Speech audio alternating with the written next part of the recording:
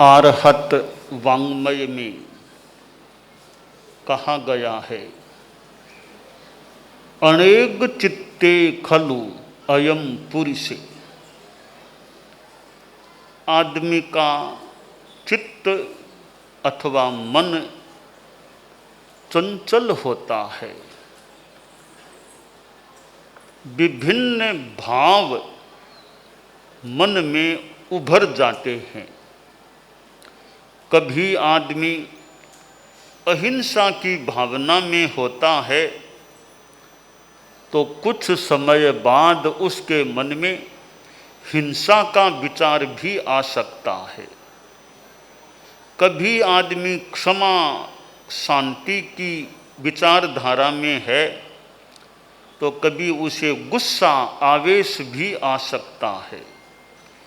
कभी संतोष के विचार में है तो कभी लोभ का विचार भी आ सकता है। हमारे भीतर सद्भाव और असद्भाव दोनों हैं, यानी मोहनीय कर्म जब जब थोड़ा उग्र होता है तो गलत भाव गलत विचार उभर जाते हैं, और मोहनीय कर्म शांत रहता है, क्षयोप शांत रहता है तो हमारे भीतर अच्छे विचार अच्छे भाव उभर सकते हैं, उभर जाते हैं। अब दोनों प्रकार के भाव या दोनों प्रकार के भावों का कारण हमारे भीतर है। हमें प्रयास यह करना चाहिए कि मेरा मोहनीय कर्म हल्का पड़े, मोहनीय का क्षयोपशम पुष्ट हो, उदय कमजोर पड़े, ताकि मेरे भाव शुद्ध रह सकें, शुभ रह सकें। हमारे चित्त में भाव अच्छे रहते हैं तो चित्त में शांति रह सकती है। एक चिंतन इतना बढ़िया मन में आता है कि मन में शांति हो जाती है, और एक चिंतन ऐसा गलत आता है कि मन में अशांति पैदा हो सकती है। जिंदगी में समस्याएं भी आ सकती हैं। जीवन है, कभी पारिवारिक, कभी आर्थिक, कभी सामाजिक समस्याएं सामने आ सकती हैं, पर समस्याओं के आने पर भी चित्त में शांति रहे, समस्याएं हमारे मन को ज़्यादा प्रभावित न कर सके, ऐसी समता की साधना हमारे में रहे कि प्रतिकूलता के होने पर भी हम शांति में, सहजता में रह सकें। तो इसमें चिंतन की एक अच्छी भूमिका हो सकती है कि चिंतन कैसा है। पॉजिटिव थिंकिंग, नेगेटिव थिंकिंग होती है। एक अपना विचार भी कि थिंकिंग पॉजिटिव हो, नेगेटिव न हो, एक अच्छा विचार हो सकता है। एक विचार है रियल थिंकिंग, रियल थिंकिंग, वास्तविकता के आधार पर चिंतन करो। रियल थिंकिंग कैसे? एक आदमी सोचता है कि 2 रात के पीछे एक बीच में एक दिन होता है। कल रात गई, आज शाम को फिर रात बाद में आने वाली है। इधर भी रात उधर भी रात, दिन तो बीच में एक ही है। दोनों तरफ रात है, दिन तो बीच में एक ही आता है। 2 रात के बीच में दिन एक ही, ऐसे कैसे जीवन चलेगा? एक चिंतन हो गया। दूसरा आदमी सोचता है कि इधर भी दिन उधर भी दिन, रात बीच में एक ही है, दोनों तरफ दिन है, रात तो बीच में एक ही है, बहुत आराम से जीवन चलेगा। तो यह भी एक चिंतन है। अब एक आदमी सोचता है भी एक दिन एक रात, एक दिन एक रात, यह क्रम है हमारी सृष्टि का। तो यह एक दिन एक रात, यह रियल थिंकिंग वास्तव में यही है। एक दिन एक रात, एक दिन एक रात, यह काल का क्रम चलता है, यह रियल थिंकिंग है। अब दो दिनों के बीच में एक रात को देखना, यह भी संभवतः रियल थिंकिंग नहीं है। भले कोई पॉजिटिव थिंकिंग तो कह दे, रियल थिंकिंग नहीं है। और दो रातों के बीच एक दिन देखना, इसे भले कोई नेगेटिव कह दे, पर रियल थिंकिंग भी एक दिन एक रात, जो जैसा है उसी प्रकार चिंतन करना। तो यह रियल थिंकिंग एक वास्तविक चिंतन होता है। तो हमारा चिंतन इतना अच्छा हो कि चित्त में शांति हो जाए। एक भिखारी भिखमंगा था, वो एक हाथ गाड़ी में बैठा हुआ था। एक कर्मचारी उस गाड़ी को चला रहा था। वो भिखमंगा था, उसके हाथ कटे हुए थे, पैर भी यूँ आधे से कटे हुए थे, न हाथ न पूरे पैर। हाथ गाड़ी में बैठा, एक कटोरा उसके सामने रखा हुआ था। बाजार में से वो हाथ गाड़ी जा रही थी। बाजार में बहुत लोग आते, उसको देखते हो, बड़ा हाथ नहीं पाँव नहीं, ऐसा है, थोड़ा इसके कटोरे में डाल दो। कोई 2 रुपया 4 रुपया यूँ लोग रुपये डाल देते। तो यूँ उसका जीवन चलता था। एक सन्यासी बाजार में से आ रहा था, कोई भिक्षा के लिए कहीं गया होगा, तो आ रहा था। उस भिखमंगे को उस हाथ गाड़ी में देखा। भिखमंगे के हाथ नहीं, पूरे पाँव भी नहीं, पर बड़ा शांति से बैठा था। चेहरे पर कोई यूँ चिंता दुख ऐसा कुछ नहीं लगा, बहुत सौम्य शांत मुद्रा में लगा। भिखमंगे ने थोड़ा मस्तक झुकाया, बाबा को देखा तो मस्तक झुकाया। तो बाबा के मन में यह प्रश्न हो गया कि यह भिखमंगा न हाथ न पूरे पांव, फिर भी इतना शांति में है, इसका क्या कारण है? तो बाबा ने पूछ लिया भिखमंगे से कि तुम्हारे हाथ नहीं, पांव भी ठीक पूरे नहीं, फिर भी तुम शांति में लग रहे हो, इसका क्या कारण है? तो भिखमंगा बोला, बाबा जी दुखी क्यों बनूं? दुखी बनने में क्या लाभ है? मैं यह सोचता हूँ कि मेरे हाथ तो नहीं रहे, पाँव भी ऐसे पूरे नहीं रहे, चल नहीं सकता, हाथ है नहीं, काम कर नहीं सकता, भोजन भी कोई दूसरा मुंह में डालता है तब कर पाता हूँ, यह मेरी परवस्था है।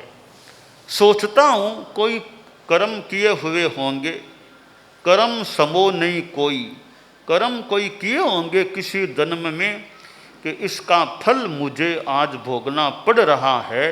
ठीक है, ये मेरे कर्मों का भोग है, तो अच्छे मेरे कर्म झड़ रहे हैं, पाप का भुगतान हो रहा है, कर्म कम हो रहे हैं, ये अच्छी बात है।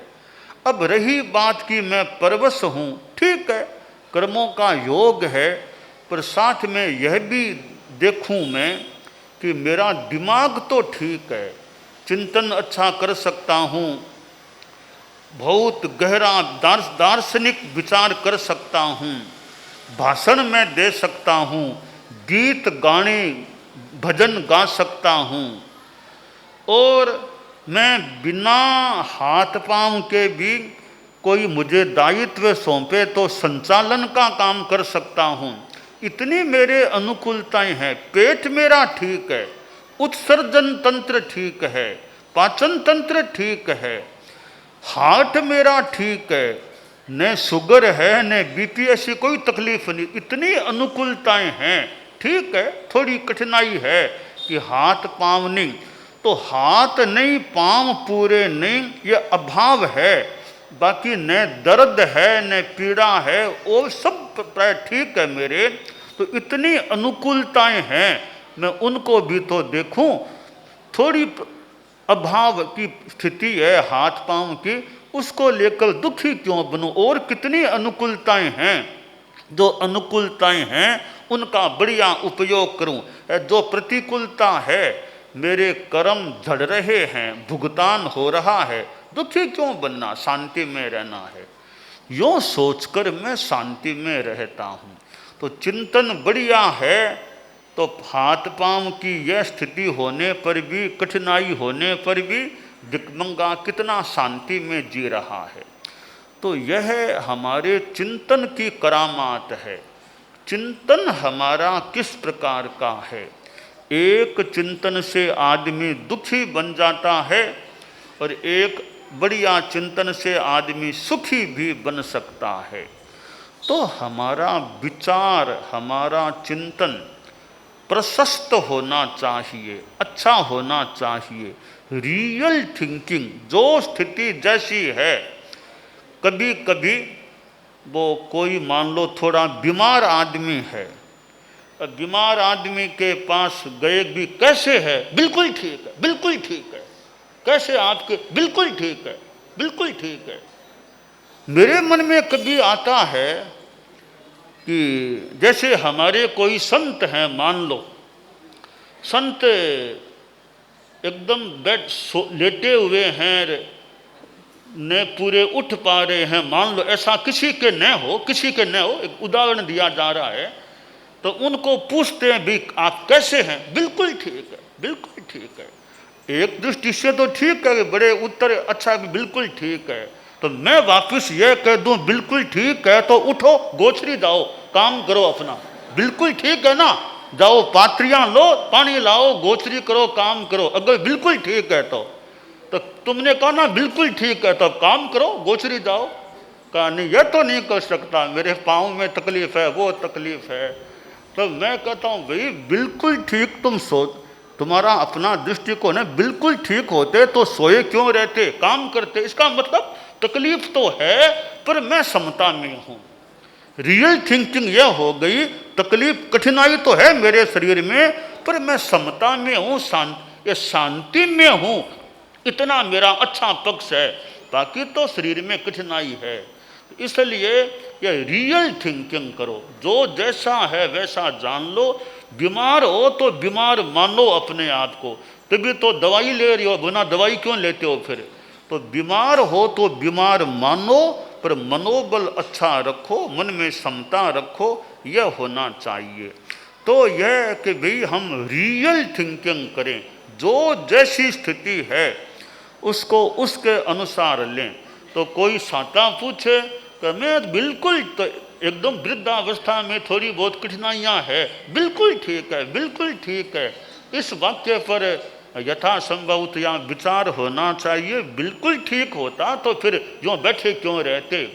इस या तो ऐसा बोल दो प्राय ठीक है, चलता है, प्राय ठीक है, चल रहा है, ऐसा उत्तर तो मान लो। बिल्कुल ठीक है ये कैसे कहें, जबकि थोड़ी बीमारियां है, तकलीफ है। तो खैर मैं बता रहा था, रियल थिंकिंग, वास्तविक चिंतन हो कि समस्या है तो है, नहीं है तो नहीं है।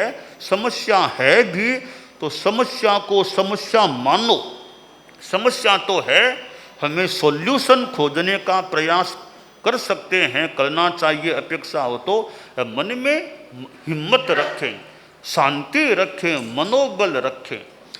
आप लोग गृहस्थ हैं, समस्या साधुओं के भी हो सकती है, तो समस्या गृहस्थों के भी हो सकती है, और आपके तो कहीं ज़्यादा समस्या हो सकती है।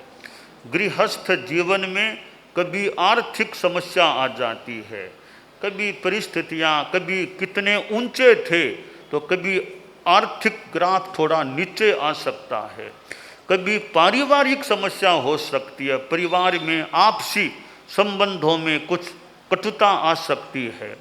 तो पारिवारिक समस्या, व्यापारिक समस्या आ सकती है, कभी किसी के शारीरिक समस्या भी आ जाए, और कभी समाज में और में प्रतिष्ठा मान हानि, ऐसी प्रतिष्ठा हानि जैसी बात आ जाए तो ऐसी स्थितियां आ सकती हैं। पर ऐसी स्थितियों में भी मन में ज़्यादा तनाव न हो, मन ज़्यादा भारी न हो, मन उदास न हो, मन में शांति रहे। समस्या को देखना सीखें, समस्या को देखें। परम पूज्य आचार्य श्री महाप्रज्ञ जी लगभग 20-21 वर्ष पहले खानदेश में विराजमान थे और जलगांव मर्यादा मोर्च वहाँ इस एरिया में यानी खानदेश में कुछ वितरण हुआ था।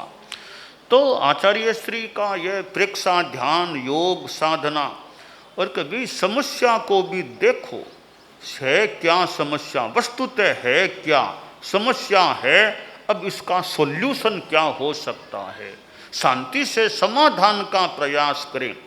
यह तो सही तरीका हो समस्या आ गई आदमी हाय तो बा करे परेशान हो जाए, यह ठीक नहीं। हमें कभी परेशान ज़्यादा नहीं होना चाहिए। बड़ी से बड़ी समस्या भी आ गई उसका सॉल्यूशन खोजा जा सकता है। मन पर ज़्यादा तनाव नहीं होना चाहिए, मन में शांति रहनी चाहिए। तो समस्या और दुख एक नहीं है, समस्या अलग चीज है और मानसिक दुख अलग चीज है। कि समस्या के आने पर भी दुखी बनना कोई जरूरी नहीं है। बड़े बड़े ये महापुरुष हुए हैं, उनके सामने भी समस्या आ जाए। भगवान महावीर, उनके जीवन में भी देखें उपसर्ग उपद्रव परेशानियां कठिनाइयां तकलीफें, उनके जीवन में भी महावीर कितनी समता में रहे होंगे। खैर महावीर की बराबरी करना अभी मुश्किल हो सकता है, पर उस दिशा में हम आगे बढ़ें। तो समस्याएं कठिनाइयाँ महापुरुषों के जीवन में भी आ सकती हैं। रामचंद्र जी के जीवन में भी कितनी क्या कैसी स्थितियाँ आई थी। तो स्थितियाँ परिस्थितियाँ आ जाए उनमें शांति में रहना, यह धर्म और अध्यात्म का सिद्धांत मान लें कि भाई लाभा लाभे सुहे दुखे जीविये मरणे तहा समो निंदा प्रशंसासु तहा मानव मानव। लाभ अलाभ सुख दुख जीवन मरण मान अपमान निंदा प्रशंसा सब में सम रहो। निंदा हो जाए तो भी शांति, प्रशंसा हो जाए तो भी शांति, लाभ हो तो भी समता, अलाभ है तो भी समता। यह समता और शांति हमें जैन शास्त्रों में भी समया धम्म मुदा हरे मुनि ऐसे संदेश मिलते हैं। उन संदेशों के आधार पर हम अपने विचारों को रखें, ऐसा अभ्यास करें, साधना करें, तो समस्याओं के होने पर भी कठिनाइयों के आने पर भी हमारी मानसिक शांति अखंड बनी रह सकती है। तो हमारी स्थिति यह बने, हम दूसरों के हाथ के खिलौने न बने। किसी ने निंदा कर दी मैं दुखी बन जाऊं, किसी ने प्रशंसा कर दी मैं फूल जाऊं। इसका मतलब मुझे राजी करना नाराज करना दूसरे के हाथ में हो गया, मैं तो दूसरे के हाथ का खिलौना बन गया।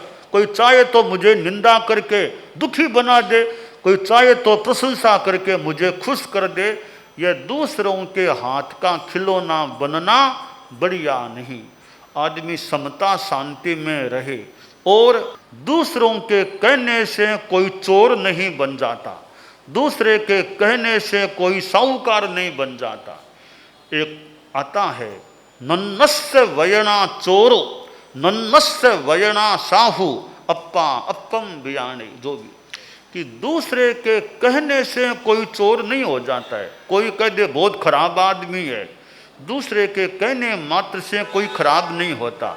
कोई खूब झूठी प्रशंसा कर दे तो दूसरों के कहने से कोई बड़ा नहीं बन जाता। तो अपना चिंतन आदमी स्वयं करे, मैं कैसा हूँ। कोई दूसरे कुछ भी बोल दें कर दें, मैं हूँ कैसा, मैं तटस्थ अन्वेषण करूं, समीक्षण करूं, मेरे में कमियां हैं तो मैं कमियों को कम करने का, सारी कमियां दूर नहीं भी कर सकें, कमियों को कम करने का प्रयास करें, अच्छाइयों को बढ़ाने का प्रयत्न करें। तो हमें जो ये सूत्र मिले हैं और आदमी खूब उदार चिंतन रखे, विभिन्न ग्रंथों को पढ़े, जहाँ भी अच्छी बात मिले, अच्छी बात, सच्ची बात किसी भी ग्रंथ में मिले, किसी भी पंथ में मिले, किसी भी संत के पास मिले, अच्छी बात है, सच्ची बात है, उसको ग्रहण करने का प्रयास करना चाहिए। हमें तो अच्छी बात चाहिए, सच्ची बात चाहिए, जहाँ कहीं से मिले, छोटे बच्चे से भी कोई बढ़िया बात मिले उसको भी ले लेना। छोटा सा बच्चा अच्छी बात कोई बताई है तो अच्छी बात छोटे बच्चे से भी मिले उसको भी एक्सेप्ट ले लेना चाहिए, ग्रहण कर लेना चाहिए। तो हीरा है, कीचड़ में पड़ा हुआ है, लोग कीचड़ में पड़े हीरे को भी उठा ले सकते। तो किसी के भी पास बढ़िया अच्छी शिक्षा, अच्छी बात मिले, कोई ग्रंथ हो, कोई पंथ हो, कोई संत हो, अच्छी सच्ची बात हमें सम्मान के साथ ग्रहण करने का प्रयास करना चाहिए।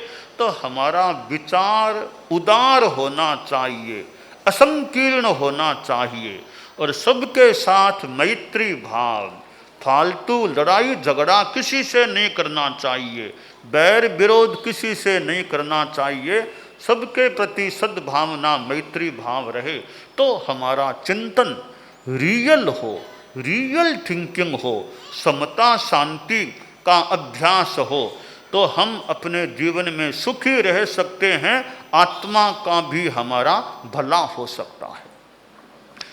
दानान शठम अभयपयाणम सच्चे सुया अणवज्जं वयन्ति तवेषु या उत्तम बंभचेरम लोगुत्तमे समणेनाय पुत्ते।